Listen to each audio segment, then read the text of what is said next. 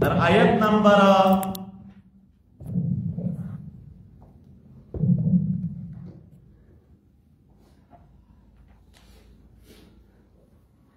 9 پورے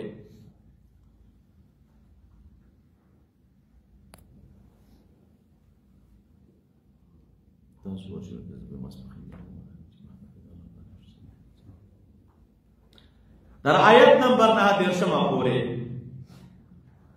بدی کیا اولن ذکر د دعوی د توحید دے برد شرک او اثبات دغی دعوی را تکی رب العالمین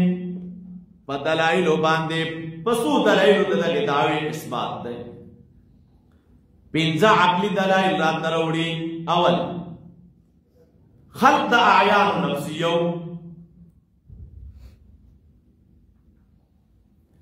بیا اور پسی دلائل را تروڑی آفاقی سفلی علوی وسطی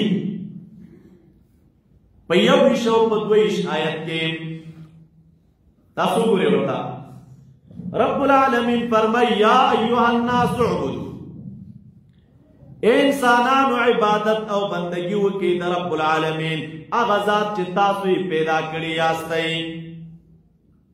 نو اعبدو مانا وحید وضاحت کو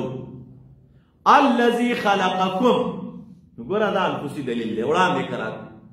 آغا چی تاسوی پیدا کری یاستے واغا چی مخیص تاسو نواغیم پیدا کری بیا دا انفسی دلائلو نبا آفاقی دلائل راتوئی الذي جعل لكم الارض فراشا ورا آفاقو کس مکرا رب العالمین اغزات دے چیزمکے ستاسو دا پارا فرش گرزولے سفلی دلیل اسمان چت گرزولے علوی دلیل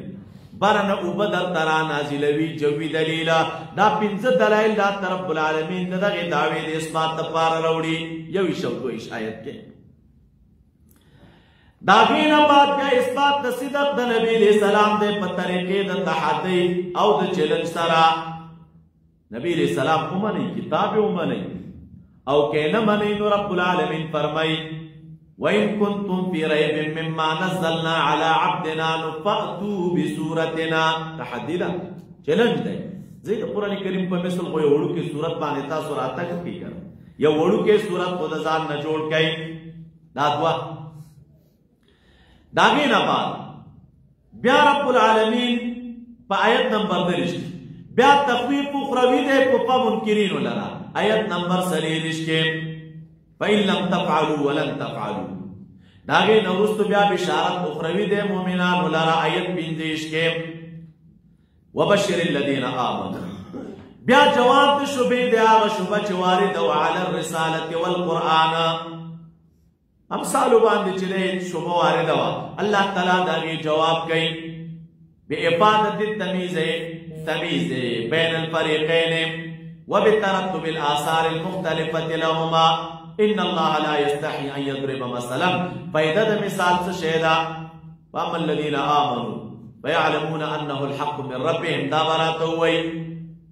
آیت نمبر 25 بیا ذکر دا عیوب دا معترضین دے علی القرآن آیت نمبر 29 کے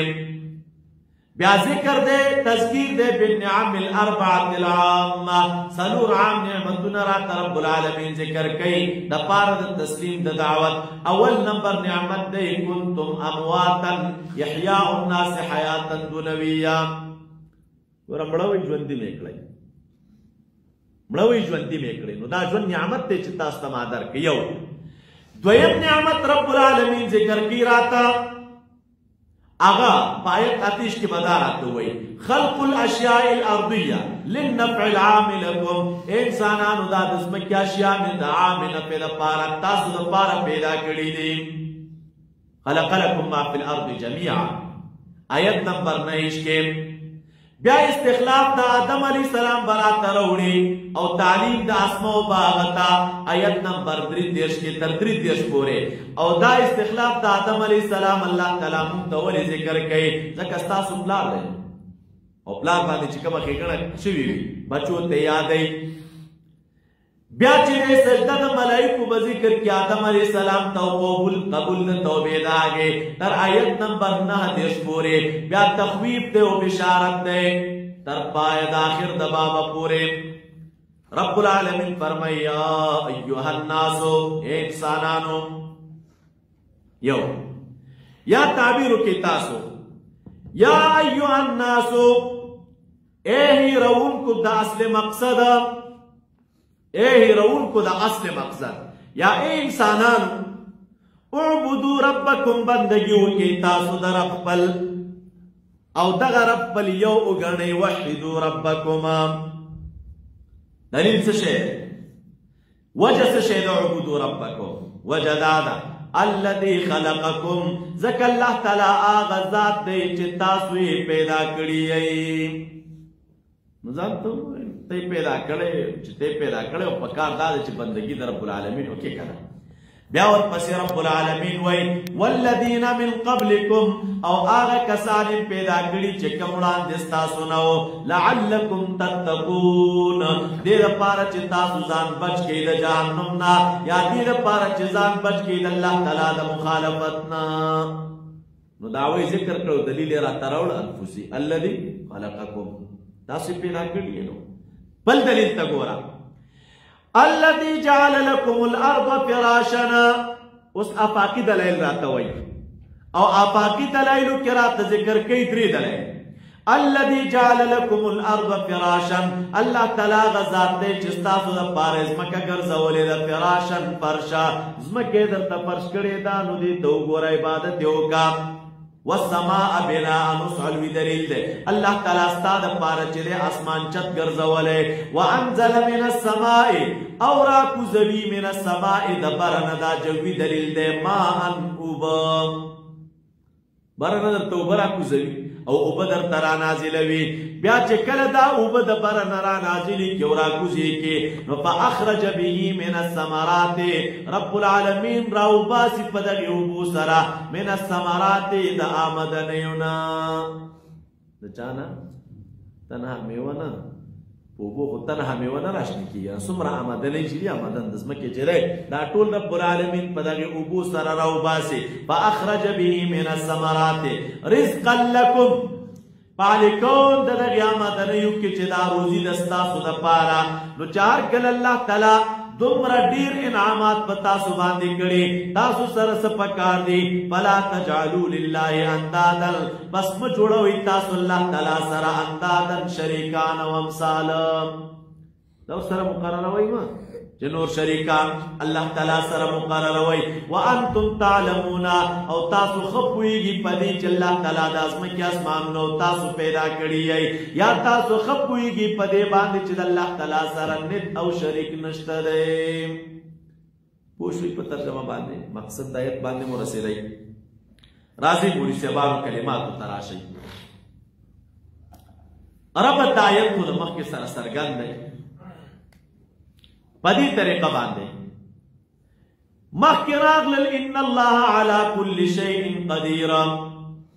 یقینا اللہ تعالی پار یوسف قدرت لرن کے دے پار ممکن قدرت لرن کے دے نو اے مومنہ اے انسانا ہر کلچ رب العالمین دغا سے قادر ذات دے نو تالا رسب پکار دی دا قدرت دا رب العالمین مستلزم دی لردے چی اعبدو ربکم دغه سے قادر ذات خلق عبادتونه کوي او دغه سے قادر ذات خلق چې د بندگی کوي آیت کې دعوت توحید ذکر دا عورت دې پکې علی شرک دغه ذات نما سوا د بل چا عبادت او بندگی مکوي ولکن تراغ اعبدوا ربکم درب عبادت کوي مخکې مبنعبدو کې اقسام د چا ویلي دا عبادت ویل چې عبادت څو قسم دي په غټه کچه دوا یو پکې څه شي دي بدني دي او بل مالی او بیا ویل چې بدن کې او د عام اندامونو دي یو د زړه دي وغیرہ کوم چې موږ تاسو ویلو په دې ذکر دي اعبدو کې هغه ټول انواع د عبادت مراد دي چې کوم مخکې ذکر دي یا ایها الناس اعبدوا چې کوم مخکې انواع ذکر شول تاسو د رب العالمین عبادت او د رب العالمین بندګي وکړئ ورپسې راځي او د عبادت معنا مخکې تیراوه دا ناس راغې مفسرین کرام لیکي یا دا د نسیان نه ماخوذ دی نسیان هیرې ته وایي تاسو ته ځکه ترجمه کې ما وویل یا ایها الناس اے هیرون کو دا اصل مقصد بیدار شئی مقصد مو یاد کی گورا اعبدو ربکما مقصد ہیر نکی نقبل رب بندگی وکی تاسو بیا ذکر دناس دے پدیجی کی مفسرین لکی پیریان پکی طبعا داخل دیم او بلدان زان سر یاد کی خطاب کو آغا حاضرین ہوتا ہو چی کم موجود ہو پا وقت نزول دا قرآن کریم کے قرآن کریم نازلے دا خطاب رب العالمین اغیتا کو ولیکن پدی کے مراد چی دے دا روز تو راتلون کے خلق ہم دے زکا دا عربان و عادت دو چی غائب تبیم خطاب کو اگر کم باغیزے کے بدے موجود نو نو دا غائب پہ اگر دو پشان دا موجود و مخاطبہ بے اور سرکولا نو محکی کو وقت نزول دا قرآن کریم کے او کده قیامت در روز پوری سمرا خلق را روان دی دی طول تا در رب العالمین خطاب دے اعبدو ربکم او زینو مفسرینو بیا دیزی کلی کلی دی ایوہ الناس یا اہل مکہ او تاستل تماویل دی مکیو دا مدنی فرق زینو علماء دا ذکر کرو چکم صورتونو کی ایوہ الناس وینو آغا مکیوی او چکم صورتونو کی ایوہ الذین آمنو وینو آغا سشی مدنی وی ما قرآن چک تابیرون نو بلکہ دغه پکیو جامعیت پکې نو او مانعیت پکې نه و نو د دې وجه نه دغلته چې کوم خلق ویلي دي چې یا ایها الناس یا اهل مکه نو دا اهل مکه بطور تفصیل ذکر کولی په دې کې مولوی صاحبانو صحیح دي ولیکن بطور تخصیص ذکر کول دي درسته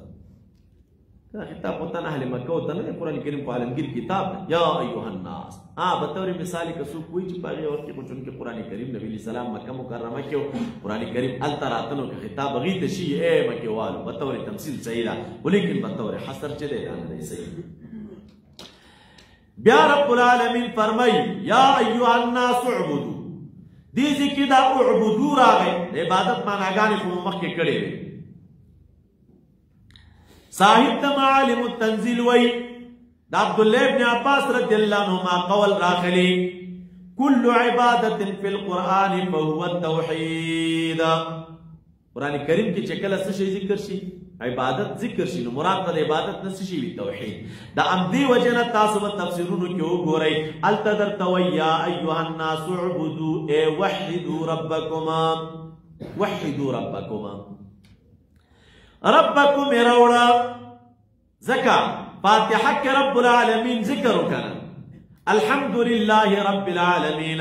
دیزی کے دا رب العالمین تعریف دے چدا رب العالمین سوک دے اور روزن سنگا کڑے دا نوراتوئی اللذی خلقکم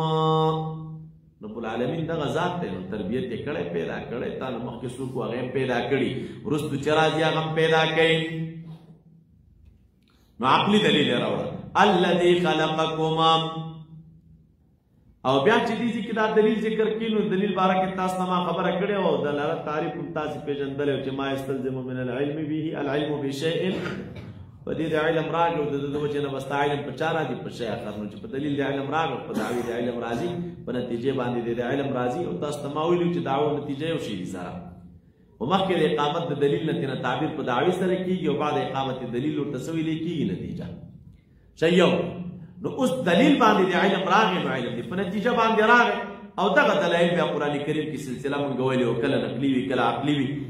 عقلی دلایل کې بیا کله انفسی وی او کله افاقی وی افاقی بیا درې قسم دي کیسه تاسو ما کې ما کړی و بیا دې دلایل کې بعضی دلایل داسې وی چې مولوی صاحبان هغه اعترافي وی لکه لو ان سالتهم من خلق السماوات کدوې نه پوښتنه وکړي چې زمکه اسمانونه سوچا پیدا کړی دی بوې چې الله تعالی پیدا کړی لئن سالتهم من انزل الذي خلقكم تاسنو من انزل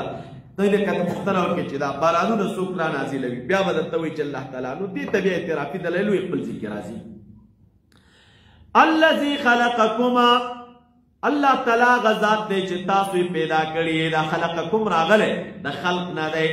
خلق چاہتا ہوئی لیکیگی ایجاد شیء من العدم یو شیء دا عدم نموجود اول یو شیء دا نشت کول دیتا چی دے خلق ہوئی لیکیگی اول لدین من قبلکم دا دفع دا وهم دا بدی طریقہ باندے یا لکا دا تاسو کوئی پیدا کریے اگا مخکری سنگو نو وهم رب العالمین دفع کی ہوئی والذین من قبلکم تنہا تاسو نا چوڑان دے کم خلق دیا غم رب العالمین پیدا کری دی ماده د خلق قرآن کریم کې 254 کرته ذکر ده په مختلف وجوه سره بیا په قرآن کریم کې دا چې راځي الله تعالی خلق كل شيء یا خالق كل شيء نو دا 5 کرته ذکر ده انعام یوصل یوصل 2 رعد 14 زمر 2 غافرم 2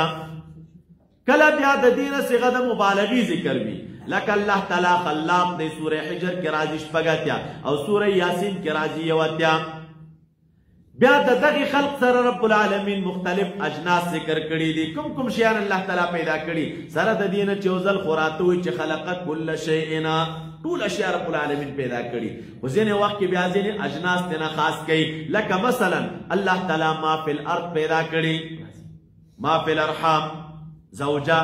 اسمانونه زمکه او ما فیها انسان ستوره شپه ورځ لمر او سپوږمۍ کل دابة ازواج موت و حیات مذکر مؤنث انعام و مرکوبات ما یشاء اسنا او دغه رنګ خرو قچره ما لا يعلمون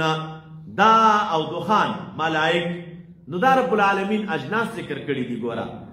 اشخاص سره کله خلق ذکر وی لکه د ابلیس سره آدم علیہ السلام ابراهیم علیہ السلام دغه سره ذکر وی او کله ټول مخلوق سره ذکر وی دا خلق چې قرآن کریم کې ذکر دی نو دا بیا مختلف معناګانې لري کله خلق معناوي موجوده ول د عدم نه لکه دې نشته اجتماع کړی کله خلق راځي په معنا د چا سره د تصویر سره استخلق من الطين كهيئة الطير ولته دا معنا نه کوي چې تاسو پیدا کړئ استخلق معنی تصویر الته تصویر دی کله مولوی صاحبانو داسې وشي چې خلق په معنا د مخلوق سره راځي کله په معنا د اندامونو سره وي نو نکسو فی الخلق کله خلق په معنا د افترا سره راځي ويخلقون افکنا کله خلق په معنا د دین سره وي فلا یغیرن خلق الله سوره نساء کې راځي کله خلاق برخه تویل کیږي من خلاق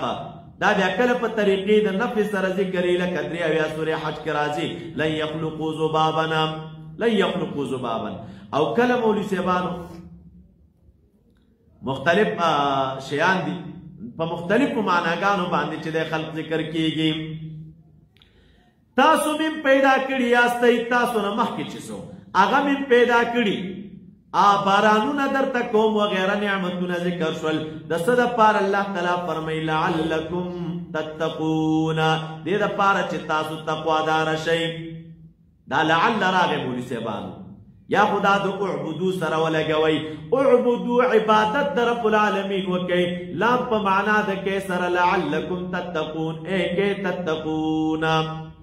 او دا لعل عموما د ترجی د پار راځي او دې ذکر دا په معنا د کې سره دا لعلکم او دا یو قانون ځان سره یاد کړئ تاسو تورستو تفسیرونو حواله زه درکوما لعل چې کله من الله والرسول وی صلی الله علیه وسلم نو الته بیا د ترجی د پاره نه وي الته بیا د چا د پاره دی یقین د پاره راځي تاسو الته ان شاء الله خبرې وایم بیا ورپسې راغله الذي لعلكم تتقون بیا وای الذي جعل لكم الارض فراشا فراش راغه مولوی صاحبان نو دا څنګه پاکی دلیل او پاکی دلایلو کې اول چې د فرش راوړه اول اسمه کراوړه الذي جعل لكم الارض فراشا وجداد چې د ازمکه دغه دو نور په نسبت نظر ته ډیره قریبه ده هر وخت په سترګې لګي یو برف سره کله نه کله ګوري نو چار کله ازمکه قریبه ده بن نظر نو اول رات دلیل کې ازمکه راوړه الذي جعل لكم الارض فراشا بیا ورپسې سما راوړي والسماء بناء دا فراشن چې راغلي د مولوی صاحبانو فرش چاته ویل کېږي او جعل راغلی جعل معنا دا پیدا کول بیا نور کتابونو کې تاسو دا کله په معنا د خلق سره وی جعل یو صفت پیدا کول په یو شي او بیا تاسو وی جعل دو قسمه دی جعل بسيط دی او جعل مؤلف دی یا مرکب دی نو بس دا کسی مثال ته مسلم وغیرہ قاضی کې ذکرې نو رب العالمین اغه ذات دی جعل لكم الارض فراشا دا لكم الارض کې چراغله دا لام د پاره د انتفاع دی او دلته د ارض نه مراد مکه د جعل لكم الارض زمکه استاسو د پاره فرش ګرځولې ده فرش هواره ده قرآن کریم کې مولوی صاحبانو د ځمکې په صفاتو کې چې راځي نو 8 صفتونه د ځمکې ذکر دي. کله رب العالمین فراش وایي، فراش لکه دیزی کې کله مولوی صاحبانو ممدود راځي، کله مهد راځي، کله بساط راځي، کله قرار راځي، کله کفاتن راځي، کله دح راځي او کله مستقر راځي. څه شی راځي؟ مستقر. دا هر یو خپل خپل وجه د تسمیه ده. دیزی کې مولوی صاحبانو فراش ورکه د دې نورو صفاتونو په نسبت وجه دا غیدا ده چې دا اول جامع صورت دی نو فراشن هم جامع لفظ دی، فراش جامع لفظ دی نو ځکه دلته فراشن راوړه. او دویم دی کې چې اشاره ده په دې فراش کې دې طریقې ته، دې کې چې کومو منافعو ته اشاره ده بیا په نورو کلماتو کې هغه منافع نشته دی په دې طریقه باندې. یا لکه فراشن په معنا د مفروشتن سره، و دا فراش تنها غوړېدلې ځمکې ته نه ویلی کېږي بلکې بستره غوړېدلې. بستره غوړېدلې کې بیا دوه صفتونه وي، یو بستره د غوړېدلې وي خلک ترې نه ګټه اخلي، دوه صفته پکې وي. یو صفت بیا پکې دا وي چې دا ځمکه ډېره کلکم نه ده، دا بستره ډېره کلکم نه وي چې خلک ترې نه ګټه وانخیستلی شي، او دا چې ډېره نرم هم نه وي چې د نرموالي د وجې نه ترې نه ګټه وانخیستلی شي. نو رب العالمین فرمایي الذي جعل لكم الارض فراشا، ځمکې ته رب العالمین فراش ویلی، فرش دی، ډېره کلکم نه ده چې د سره ترې نه څوک ګټه وانخلي، او ډېره نرم هم نه ده چې پښه پکې کېږدي او ډوب شي پکې بیا هم ترې نه ګټه نشي اخیستلی کېدلی، بلکې د دې په درمیان کې سره متوسطه ده، درمیانه ده. نو ځکه دې کې فراشن راوړه، فراشن معنی کل مفروش. والسماء بناء، بنا چت ته ویلی کېږي، چت.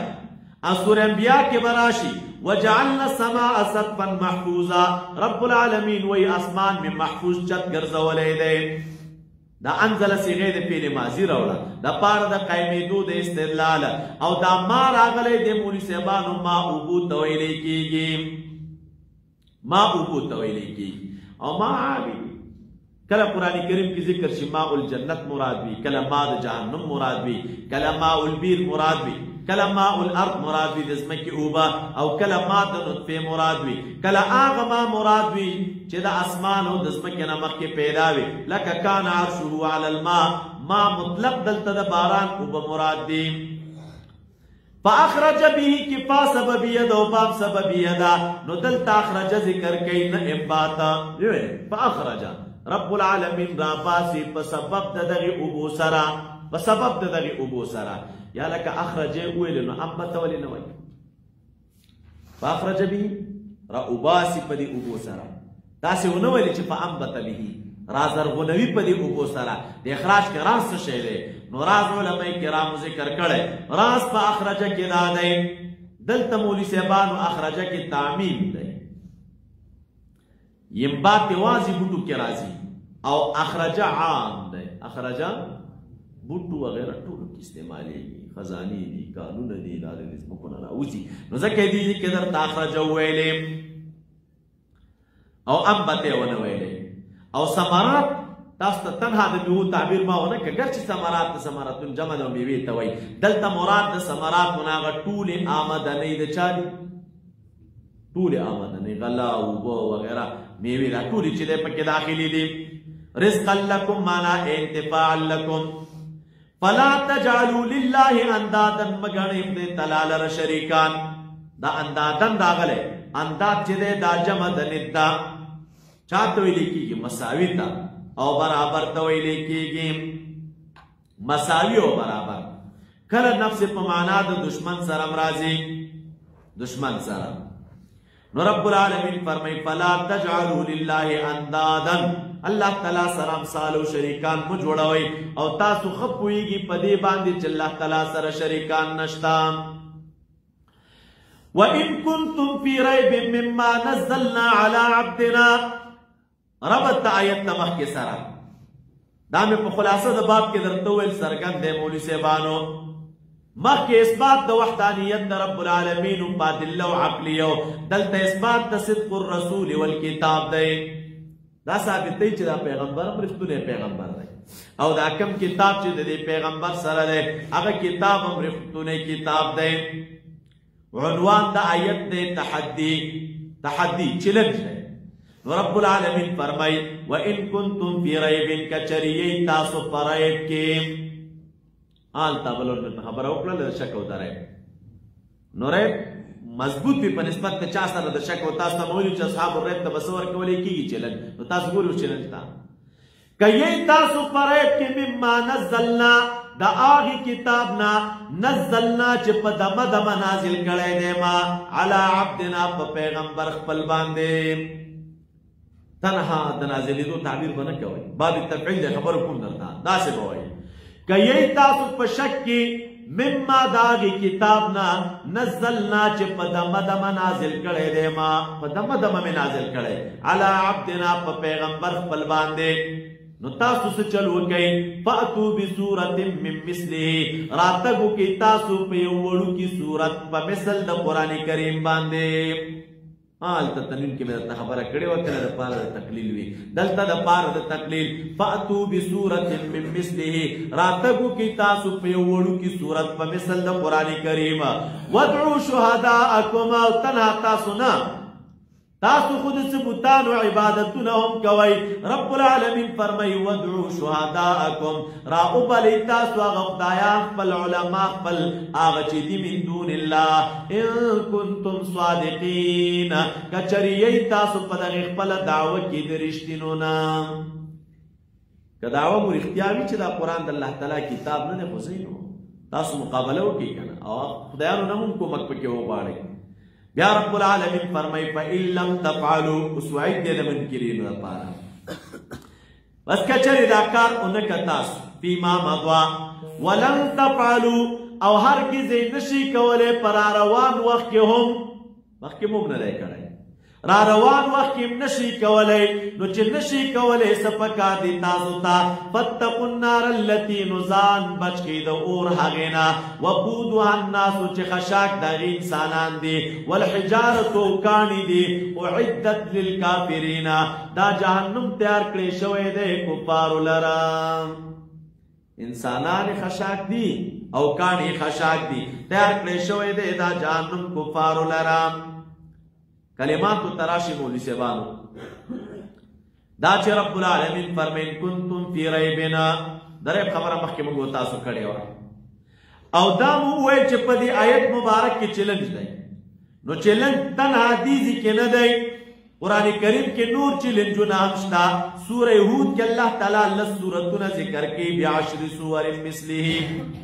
بن اسرائیل کې بیا راته وایي لئن اجتمعت الانس والجن کدا پیریان او انسانان جمع شي د دې لپاره چې د قرآن کریم په مثل باندې راتګ وکړي نو رب العالمین فرمایي لا یأتون بمثله دوی د قرآن کریم په مثل راتګ نشي کولی اگر که ځینې د ځینو دپاره مددګاران وي که مددونه هم د یو بل وکړي که نه خو دا راتګ والا خلک نه دي بیا ورپسې راځئ دا نزلنا چراغ مولی سیبانو آیت مدنی دی نو خطاب یهودو تا دی نزل باب تفعیل دی که آغا معنی دا تدریج پراتا وی تدریج پراتا نو دا سی ولی رب العالمین نوی جو این کنتم فی ریب مما انزلنا دا سی ولی چین کنتم فی ریب مما نزلنا که تاسو په شک کې دا کتاب نه چې ما لږ لږ نازل کړی دی دا د لږ لږ والا خبره ځکه کوي مولوي صاحبانو چې دا خطاب چون کې دی د یهودو سره او د یهودو د اعتراضاتو نه یو اعتراض دو چې لولا نزل هذه القرآن جملة واحدة هذا القرآن جملة واحدة دا څه خبره ده لږ لږ را روان دی دا قرآن کریم چې ته وایې چې دا زما کتاب دی او ما ته راغلی نو دا په یو ځای باندې تا ته ولې نه راتله لکه څنګه چې د دوی کتاب یو ځای راغلی و نو اعتراض د دوی په دې لږ لږ راتګ باندې و رب العالمین فرمایي ان کنتم فی ریب مما نزلنا که تاسو په شک یې د هغې کتاب نه چې لږ لږ نازل کړی ما په پیغمبر خپل باندې دا لږ لږ تعبیر ځکه کوو او دویمه پیدا علما کرام دا لیکي یو ټوکړه د قرآن کریم الله تعالی نازله کړې ده مخکې چې اعبدوا ربکم فلا تجعلوا لله اندادا نو دوی د دې ټوکړې منکر شول لږ نه منکر خو ته لږ نه انکار د ټول نه انکار دی نو تاسې چې د انکار کوئ د څه شي نه د هغې نه چې ما نازل کړی دی علی عبدنا په بنده خپل باندې مولوي صاحبانو دې ځای کې عبدنا راوړی او تاسو ته هغه نعبدو کې ما ویلي چې کوم ډېر د عزت ځایونه دي نو په هلته د نبي علیه السلام د تعبیر چې کېږي په چا سره کېږي په عبد سره نزول د قرآن کریم د نزول دوران دی تعبیر په چا سره کېږي په عبد سره او عبدیت تاسو ته ما ویلي چې دا په هغه مقاماتو کې لوړ مقام دی رب العالمین ته یا الفال کې راځي ما انزلنا على عبدنا يوم الفرقان یا لکه معراج په موقع راځي سبحان الذي اسرى بعبده د وحي په موقع راځي فاوحى الى عبده ما اوحى من مثله چراغ دامن بیانی کوي اے مماثلا فی الفصاحه راتګو کې تاسو په داسې یو کتاب باندې چې هغه کتاب د دغه کتاب سره چې دی په فصاحت کې مماثل او برابر وي د دې سره برابر وي مماثل وي ورسره بیا رب العالمین فرمای من مثله وادعوا شهداءکم اے واستعینوا شهداءکم دا ماده د شهدا دا دلالت کی په کتو په حاضرې دو باندې اصل دا ماده په حضور دلالت کوي دې کې الها ورنه مراد دي هغه چې الها دي عندکم کله شهید په معنا د عالم سره هم راځي کله شهید په معنا د نفس گوا سره من دون الله چراغ دون معنا د کتواله لکه حدیث کې راځي کنه وودیت بالبراق دون البغل فوق الحمار ما ته براق راوړل شو چې هغه براق دون البغل و کته ودا غنه فوق الحمار دې کې معنا د ما سي والله نو ان کنتم صادقین کچری تاسو صادقین یې نو فاتو یا کچری صادقین نو ادعو صدق ماده د قرآن کریم کې اوسل 55 کرته ذکر ده اکثر دا مقابل د کذب راځي کله صدق په مقابل د خطا کې راځي التبیا چې تعبیر په صواب سره کېږي صدق کله د دروغ په مقابل کې او کله د خطا په مقابل کې وي دا فإن لم تفعلوا استفرعنا اثبات اعجاز د قرآن کریم کې په دو طریقو سره اول معلق بشرط او دویم بطریق الاخبار فإن لم تفعلوا تنبيا دوی ارخاء العنان وی مناظره کی وی کنه نو تفعلوا کی فعل دا دو سيزونه ورنه مراد دي ودعوا او فاتوا او دا لن چراغله د پار د نفي د تاکید ده د مستقبل او دا فتقوا النار چراغ مناسبات دا جزاء دا تخویف ده فتقوا النار اوس که څوک کوئی چې لکه د فتقوا النار او د لن تفعلوا سره مناسبت نه ښکاري لن تفعلوا هرگز دا کار نشي کولای اور نه ویریږي مناسبت د دوه سره څه شی ده مفسرین کرام لیکي جزاء محذوفه ده هغه دا چې فایقنوا حاصل دا ده چې اے خلقو قرآن کریم معجز کتاب دی وی منه او ځان بچ کې د اور نه او اسباب د بچاو د اور وډیر بنیادی سبب د اسباب د بچاو د اور ناغه توحید د رب العالمین دی او ادعو شهداکم سرګند وقود راغله د مولوی صاحبانو د دې معنا د اور بلول او وقود چې په فتحې د و سره شنو دا بیا خشاک وتویل کیږي اسباب د اور دا ناس چې راغلي دي کې مراد کناغه انسانان دي چې منکر دي د الله تعالی دی یوالنا او دا حجاره قرآن کریم کې دورس کرته ذکر دا یا مراد دي چې تنه کله تنه ګوګل مراد دي یو قسم کانه دي چور ماګي باندې تیزي کې او بدبوي هم لري کبریت چورتا وای اوس دې کې چراغ لالکا چې خشاک د دغه اور دا انسانان دي او خشاک د دغه اور چې دا کانی دي خشاک کانی اوس که څوک وایي چې اور بلیږي نو دا خو د خشاکونه بلیږي او چې خشاک نه وي نو اور بلیږي نه دا چې دلته راغلل چې خشاک د جهنم انسانان دي او تیږي دي نو دا انسانان خو لا تر څو جهنم ته ورغلي نه دي چې اور پې بل کړی شي نو څنګه دې ته خشاک ویلی کېږي دا خو خشاک هغه صورت کې ګرځي چې کله جهنم ته داخل شي او چې داخل جهنم ته دینه رب العالمین ته تعبیر په خشاک سره څنګه کوي او سره د دینه چې جهنم په موږ چې مخکې نه پیدا ده جهنم د مخکې نه پیدا ده نو چې مخکې نه پیدا نو په کار دا چې خشاک هم پکې او سره د دینه چې انسانان خو لا ورته داخل شوي نه دي نو مفسرین کرام جواب کوي چې ګوره خشاک دلته تنها انسانان نه دي کنه، انسانان هم دي او کاڼي دي، انسانان هم دي او کاڼي دي. نو مخکې د داخلېدو د انسانانو نه خشاک د جهنم څه شي کاڼي، او وروسته د داخلېدو د انسانانو نه خشاک د جهنم به څه شي انسانان. دا یو. او دویم یا تعبیر داسې کوو مولوي صاحبانو، دویم تعبیر داسې کوو چې دا تشبیه ده په دې طریقه باندې جهنم اور بل دی، و دا انسانان چې دی جهنم ته ننوځي نو دا داسې دي کل وقود لکه په شا وقود په شان ته د خشاکو د خشاک په شان دي. او دې جهنم ته به کفار وځي، ګناهګار مؤمنان به هم داخلېږي ورته. و احادیث مبارکو کې راځي چې کم ګناهګار مؤمنان جهنم ته لاړ شي د هغوی به الله تعالی دا د سجدې موازي چې دی را نسوځوي. کومو اندامونو باندې چې دوی سجده کړې ده هغه اندامونه چې دی دا د جهنم په اور باندې نه سوځېږي. اعدت راغې دا د اعداد نه تیار کړی شوی دا جهنم. نو دا اعداد د نار قرآن کریم کې 11 کرته ذکر ده په صيغه د فعل ماضي سره هم جهنم مخکې نه پیدا دی. نو دا رد دی په معتزله باندې چې هغوی وي جهنم لا نه دی پیدا. او جنت مبارکې چې اعدت راغلی مولوي صاحبانو تقریبا هغه 7 کرته.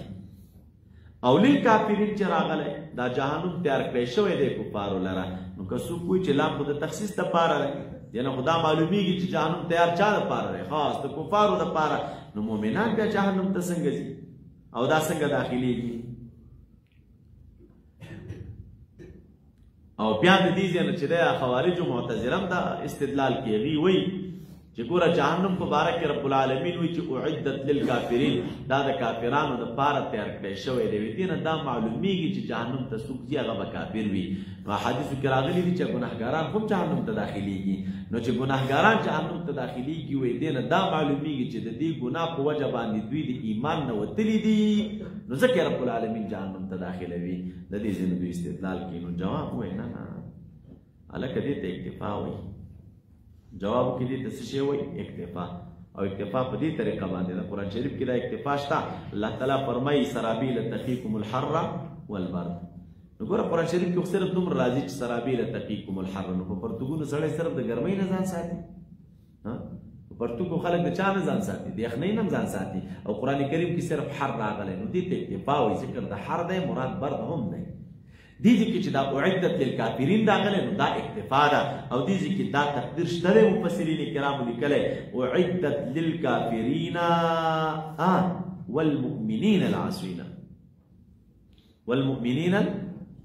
تنها کافر به پکې نه وي، کافر به هم پکې او مؤمنان ګناهګار به هم ځي. او د دې مؤمنانو ګناهګارانو تک جهنم ته دا د نورو نصوصونه معلومېږي. قرآن کریم کې نصوص شته. دا د یو. او دویم یاسین علماء کرام لیکي په دې ځای کې مولوي صاحبانو چې الله تعالی فرمایي چې اعدت للکافرین او مؤمنان نه دي ذکر کړي. وایي خبره هم دقسې ده. دا جهنم رب العالمین د مؤمنانو دپاره نه دی تیار کړی. دا جهنم چې خدای تعالی تیار کړی نو دی د کافرو دپاره تیار کړی. او که ته وایې چې مؤمنان جهنم ته ځي نو دا تلل د مؤمنانو جهنم ته دا مقصود بذات نه دی او مقصود اصلي نه دی. دا هسې طفیلي غوندې ځي. طفیلي غوندې څنګه؟ دا کافران رب العالمین جهنم ته لیږي د عذاب دپاره. دنیا کې د الله تعالی نافرماني کړې ده، هلته یې ولیږي عذاب کې مبتلا وي. او هر چې مؤمنان دي نو مؤمنان هم جهنم ته رب العالمین لیږي. خو دا تلل د مؤمنانو جهنم ته دا د عذاب دپاره نه وي بلکې دا د تزکیې دپاره. دنیا کې خدای تعالی په دې مکلف کړی چې خپل نفس تزکیه وکړه او خپل نفس پاک. ولې جنت ته پاکانو ځای دی. اوس چې ته دنیا نه داسې حالت کې لاړې چې د خپل نفس تزکیه دې نه ده کړې او نفس دې خیرن و، نو دا خیرن خلک په رب العالمین جنت ته نه وي، دا خو جهنم ته وي. نو جهنم ته دې بوځي، هلته دې د جهنم په اور باندې وسوځوي یو څه موده، لکه څنګه چې زنګ شوي اوسپنه خلک په اور وسوځوي چې پاکه شي. او د هغې سوځولو نه بعد چې کله یې پاک کړې په اور د جهنم کې بیا به دې راوباسي، په یو چینه کې به دې ولمبوي او جنت ته به دې داخل کړي. نو د مؤمنانو تلل جهنم ته دا د چا لپاره دی؟ د تزکیې لپاره. خو بیا هم عذاب خدای سخت خو ده چې سوځېدل خو اسان کار نه دی. نو پکار دا ده چې مؤمنان په دنیا کې د خپلو نفوسو تزکیه وکړي او آخرت ته داسې انداز کې لاړ شي چې الله تعالی د دوی نفسونه پاک کړي وي. نو چې څنګه یې نفسونه پاک کړي وفات شول نو دوی به رب العالمین جنت ته داخلوي. نو ځکه الله تعالی فرمایي اعدت للکافرین. وبشر الذين آمنوا وعملوا الصالحات. عنوان دا آیت دے مولی صاحبانو. اس مخ کے اللہ تعالیٰ تخویف ذکر کرا بد آیت مخ کے سرا دی آیت کے اللہ تعالیٰ بشارت ذکر کئی.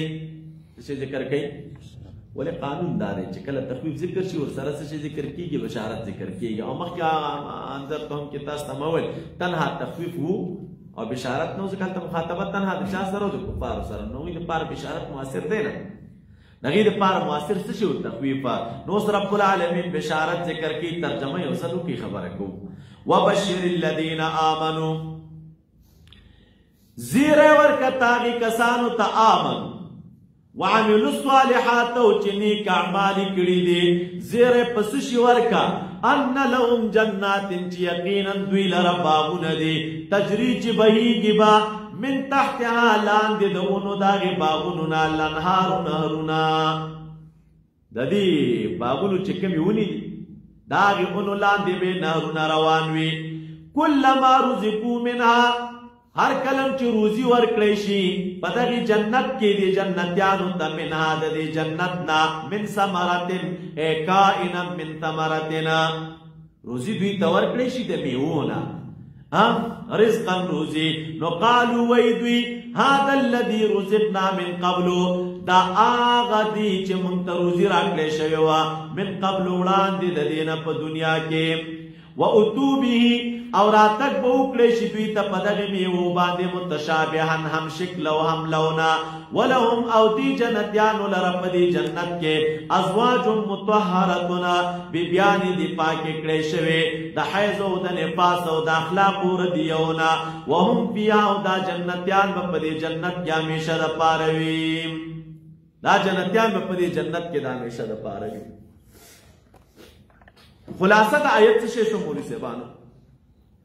رب العالمین دا تخویف نباد اس مومنانو تزیر ورکی پا جنت باندے دا طریقہ دا دعوت دا کرا دعوت دا قرآن کریم نزدہ کئی ناج دا دعوت قرآن کریم خود لے دل تا جسرا کم منحج ہو باما دا طریقہ باندے تاسو دعوت ور کی جنگ نجوڑی او کچر تا مولی سے بانو دا دعوت ترس موجوداو نو بس جنگ جوڑ دے بیا فلانجا جوڑا دا دعوت کی سو شیان مهم دی و شروط دعوت کے براشی یو شرط شروط دعوت نمولی سیبانو مقشناسی دا دویم شرط شروط دعوت نشخص شناسی دا دعوت کے بعد دعوت مقا پیجنی چی چاہتا دعوت ورکے او دعوت کے بعد شخص پیجنی چی تب اس دا فکر وکرے چی زدت دعوت ورکوم نوز زدت پارا سرکم دعوت مؤثر دا در چا مزاجو نہیں کنا او دا چا مختلف طبیعتو نہیں نو جس طرح کم دا انسان مزاج ہو دا غد مزاج مطابق دعوت کو ورطا ورکے او دا ذکی دا قرآن کریمنا رب العالمین فرمائی وبشر الذین آمنوا وعملوا الصالحات ان لهم جنات. ورہ خلق دی مختلف مزاجو نلری زین خلق داسی مزاج لری مولی سیبانو چا غد دی سیلونو دا منظرو دیر شوکیانی پا ورز مندی پسی وطلی علیکا پلانی زی که دیر خمن زره دا زی چیزو او پلانی زی که خمن زره دا زی چیزو پلانی زی که خمن زره دا زی چیزو دی منظرو پسی بگرزی نو رب ہوتا دی خلقو طبیعت تے مزاج دی دا خوراک غم کی نوی دا ودونو غم کی نوی دا بچو غم کی نوی خدا فکری چی بس خمن زره وی او زعلتا وی نو رب العالمین دی خلقو تدعوت ورکی وی ورتا چی وبشر الذین آمنوا وعملوا الصالحات ان لهم جنات تجری من تحت الانہار. جنتیانو لرب جنت کے باغون دی و باغون داسی دی چی پاڑی کی ونی دی او دی انو لاندے بسش روانوی نهرون روانوی نو چی ونوی او دا انو لاندے نهر روانوی دا دیر خستا منظر دا خستا باغ دی پا دی باغ کی ونی ولاڑی دی و پاگی انو کی لاندے نهرون بیگی او نهرون ام داسی نهرون دی مونی سے باغ چا حدیث مبارک کی راضی چی تجری من غیر اخدودن تا با روانی کندی مندی بنو لے دا دنیا او بچ روانی کنا نهر کو کندا باگی کی اوپر روانی وی او جنت کی چی دا کم نهرون بیگی اگا کندا نا دا دی زکی دا پاس با نهرون روانی سرو قسمه دا پیو دو بود شراب و غیر او یو بل سرابا گڑی گینا دا اللہ تعالیٰ پا قدرت پر روانی مزل بکینو لکه دا دنیا با سا منظر خدا غدا او خز خدا دے نو چا عبادت رب العالمین وکو ایمان روڑا اللہ تعالیٰ با دی تسی عجیبہ سے داخل کی او دا سی عجیبہ منظری بوئینے چا دا دنیا منظری دا غید منظروں کو مقابل کی دیر کم سے دی ات شیر ندی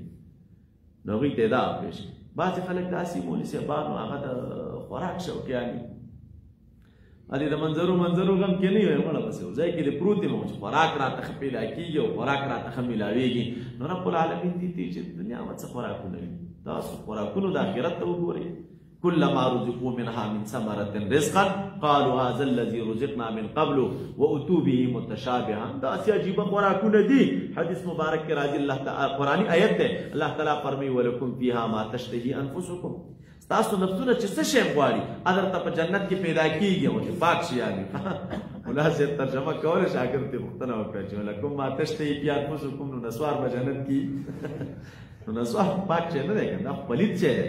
لکم فیها ما تشتهی انفسکم دا شیان به تاسو لره چې دی په جنت کې وي ما تشتهی انفسکم چې ستاسو نفسونه هغه غواړي اونې به وي حدیث کې راځي بس د جنتي زړه وشي سبحان الله به وي ونه به راورسېږي میوه به ترې نه واخلي بیا به سبحان الله وایي بس لاړ به شي او دا خادمان به ګرځېږي حورې به ګرځېږي او د دې خدمتونه به کوي او میوې هم داسې عجیبه میوې دي چې ورته راوړلی شي نو هغه چې وخوري ورپسې بله راوړلی شي نو چې هغه وخوري ګوري به شکلونه به سره یو شی وي او طعام به یې جدا وي او خوند به یې جدا وي ځکه دی به وایي چې هذا الذي رزقنا من قبل دا خو لږ ساعت مخکې مونږ وخوړه او چې وي وخوري بس بیا به یې خوند جدا وي نو نعمتونه خو هغه دي چې د هغې دپاره انقطاع نشته دی ځینې خلک بیا داسې وي مولي صاحبانو چې هغه نه د خوراک غم کې وي نه د منظرو غم کې وي چېرته بیبیانې وي او نکاحونه وي او ما ډېر زیات نکاحونه کړي وی نو رب العالمین وایي نو د دنیا به څه نکاحونه وي د دنیا نکاحونه اول په هغه اوصاف نه پیدا کېږي په یو ښځه کې چې ټول اوصاف کوم ستا په زړه کېږي الا ماشاءالله ټول اوصاف نکاح دي عاجز دي هغه پیدا کېږي نو چې تقاضا ورته لري چې یاره ما ته خدای تعالی داسې ښځه راکړې وي او داسې ښځه راکړې وي داسې ښځه راکړې وي هغه نو چې پیدا نه شي څه صفتونه به پکې وي او څه صفتونه به پکې نه وي او بیا مولي صاحبانو یو پدې شو او بیا که چېرته د یوه ښځه کې اوصاف نه وي او سړی فکر کوي چې زه اوس بله وکړم نو چې کومې غوښتنې لرم نو دا به په دې بله کې را پیدا شي نو بله کې به هم یو څه اوصاف را پوره چې سره پوره کېږي به نه خو د اوصافو غم خو به رااخیستی په بل غم به واوړي جنګونه چېرې خلاصېږي بیا دې لانجو کې به سره اخته بس قضاوتونه به یې صاحب او فیصلې به یې او لانجې حل کول به یې بس د ورځې بیرونۍ لانجې او د شپې د کور لانجې دا به حل کوي سره تا نن دا کړي و هغې نن دا کړي و هغې نن دا کړي و زما یې باچی وهلی و زما یې ماشوم وهلی دی او دې کار کړی و نه دی کړی په دې غمونو به سره اخته بس ټوله ورځ پسې به دا کیسې ګالې راګالې دي شیانو پسې به ګرځې او بد اخلاقي بیا چې لا پکې قیصه راشي او مشکلات راشي او خبرې راشي او زبان درازي راشي او د میړه حقوق پیمالېدل راشي رب العالمین وایي نو دا به څه ښځې وي ټیک ده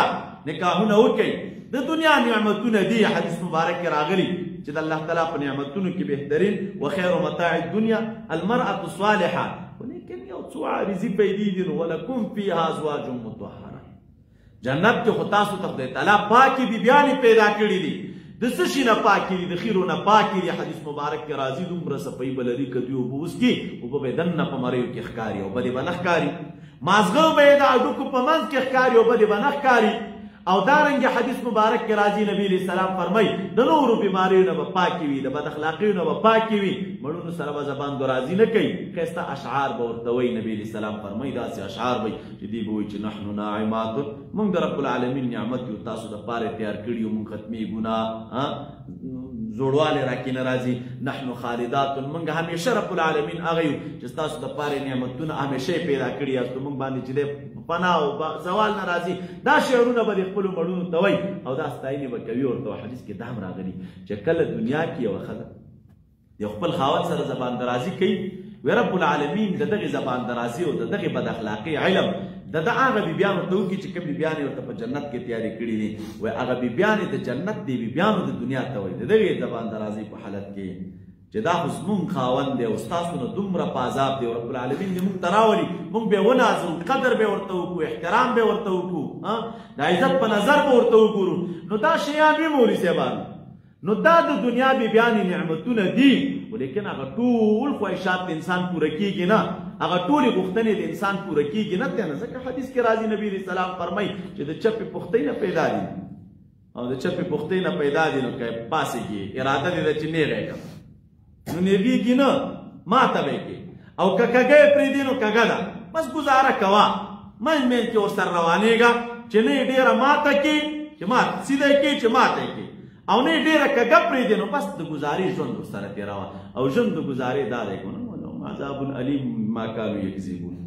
کذب ګوره ګناه کبیره وه شریعت وایي نو که ښځې ته دې دروغ ویلی ویلی ځکه کږه پوښتۍ ده که نه کله پوښتنه درنه وکړې اوس پوښتنې نو دروغ ورته وایي په دې دروغو ګناهګارېږي نه ولې کږه پوښتۍ ده نو ولهم فیها ازواج مطهره نو بیا آخره کې رب العالمین فرمایي وهم فیها خالدون دا درې نعمتونه راته ذکر کړل او بهترین نعمتونه دي ګوره باغونه دي او میوې دي او بیبیانې دي پاکې دا په جنت کې الله تعالی تیارې کړي دي نو شاید که چا ذهن ته به راشي چې دا به یو کال نه وي یا به لس کاله وي یا به د دنیا د ژوند په اندازه وي یا به څه ټیم بیا به ختمیږي نه نه وهم فیها خالدون رب العالمین وایي چې نه نوتلی که نه نو بیا بس همیشوالی دی دې نه راوتل نشته همیشه دپاره به د الله تعالی په دغې نعمتونو کې چې دی ستا روزګار یو ستا په مخې راځي کلماتو ته وبشر الذین بشر د بشارت نه د بشارت زیرې ته ویلی کېږي مولوي صاحبانو زیری کله ناکله دا تحکما هم استعمالیږي و استعمال چې دی په نیکیو کې راځي د دې زیرې نسبت کله رب العالمین ته هم کېږي یبشرهم او کله ناکله مولوي صاحبانو فاعل د بشر کله عام وي ذکر نه وي او مبشر لهم څه شی دی چې رب العالمین دوی ته زیری ورکوي هغه دا دی الله بان لهم جنات الله تعالی دوی دپاره چې دی جنتونه تیار کړي او کله تحکما جهنم په حق کې استعمالیږي لکه فبشرهم بعذاب علیم دا بشارت چاته ویلی کېږي نو دا اولنۍ هغه خبره ده چې هغه خوشحالي پیدا کړي په بشره کې خوشحالي پیدا کړي په چا کې په بشره کې نو چې کوم اولنۍ خبر چې په بشره کې خوشحالي پیدا کوي دې ته چې دی بشارت ویلی کېږي او دې ته زیری ویلی کېږي تاسو که پام وي که نه چاته چې زیری ورکړي بس مخ پراخ شي روښانه شي بشره کې سم دست تاثیر وکړي نو دې ته ځکه بشارت وایي او آمنو وضاحت مو وعملو صالحات راغلی عمل او بیا ورپسې صالح راغلی دا صالح د صلح نه د صلح موافقت ته ویلی کېږي نو مراد دې چې عمل صالح کوم عمل ته ویلی کېږي هغه عمل چې موافق وي د شرع سره کوم عمل چې د شریعت مطابق و هغې ته مولوي صاحبانو عمل صالح وایي او بیا ورپسې جنات راغی نو دا جیم نون ماده دا په پټوالي باندې دلالت کوي پنځه اشکارات قرآن کریم کې ذکر ده د دنیا باغونه هم تېنه مراد دي د آخرت باغونه تېنه هم مراد دي او دا جنت چې راغلی نو د دې بیا مختلف نومونه دي قرآن کریم کې کله جنت دی کله ورته دارالسلام وایي کله ورته دارالمقامت وایي کله ورته جنت المأوا وایي کله ورته جنت العدن وایي کله ورته فردوس وایي کله ورته نعیم وایي کله ورته مقام امین وایي دارالحیوان ورته وایي مقعد صدق ورته وایي قدم صدق ورته وایي دا صفتونه دي رب العالمین د جنت ته قرآن کریم کې ذکر کړي دي او دا تجري من تحتها الانهار چې راغی نو انهار خو نهر ته ویلی کېږي مولوي صاحبانو نهر خو روانېږي نه دا مجاز دی په دې نهر کې اوبه روانې دي او د روانېدو کیفیت تاسو ته ما وویل چې روانې به وي من غیر مخدودن او دا کله ما کې اشاره د دې ته چې دا خوراکونه ګوره انقطاع نه لري داس فکر چرته ونه کړي چې دا د یو ټیم نیم خوراکونه دي نه کله ما روزي همیشوالی دی پکې دوام دی پکې د جنتیانو ته به ورکولی کېږي دا من ثمرتن چې راغی میوه او رزقا دا مفعول مطلق دی یا له دی او دا رزقنا من قبلو چې راغی یا خو معنا دا ده چې اوس مو ډوډۍ وخوړله کله سړي ډوډۍ خوړلي که نه بل څوک ورته طعام راوړي اوس مې ډوډۍ خوړلې ده ضرورت ورته نه لرم نو اشاره د عدم انقطاع ته چې داسې نه ده چې یو ټیم دې ډوډۍ وخوړله بل ټیم به سوچ کوي چې دا به کله را رسېږي نو یا عدم انقطاع ته اشاره ده او یا تشبیه ده دپاره د عدم نفرت معنا دا ده چې اوس مو وخوړله اوس مو وخوړله او دا من قبلو چې راغی نو یا من قبل فی الدنیا دا خو مخکې هم دنیا کې دا مېوې مو خوړلې وي نو رنګ به یې همغه وي او خوند به یې جدا وي او یا د دې ځل نه مخکې وخوړلې او هذا کې مولوي صاحبانو دغه روزي په مثل د هغې ده چې موږ ته راکړی شوي وه من قبلو او دا اتو به متشابهان چې راغلی نو علما لیکي متشابهان دا به متشابه وي په چا کې په لون کې رنګ کې به سره مشابه وي نور خوندونه د هغې چې دی را به سره جدا وي ولکم فیها ازواج مطهرة دا هغې ازواج جمع د زوج ده دا ماده دلالت کوي په موافقت او مشاکلت باندې تزویج نکاح کول نو زوج چې راغی مولوي صاحبانو نو دا کله نکاح دنیوي کې هم استعمالیږي نکاح اخروي کې هم استعمالیږي لکه زوجناها بحور عین یا لکه زوجان د هغې جوړې ته ویلی کېږي تزویج کله روح او جسد سره یو ځای کول لکه عزت نفوس زوجت چې راځي دا دواړه سره څه شي یو کړی شي نو دې ته چې دی تزویج ویلی کېږي. زوج کله خاوند ته وایي لکه حتی تنکح زوجا غیره، زوج ښځې ته وایي لکه استبدال زوج مکان زوجن، زوج د بوټو قسمونو ته وایي، د سارو جوړو ته وایي لکه من زوج بهیج چې راځي یا لکه ثمانیة ازواج چې راځي.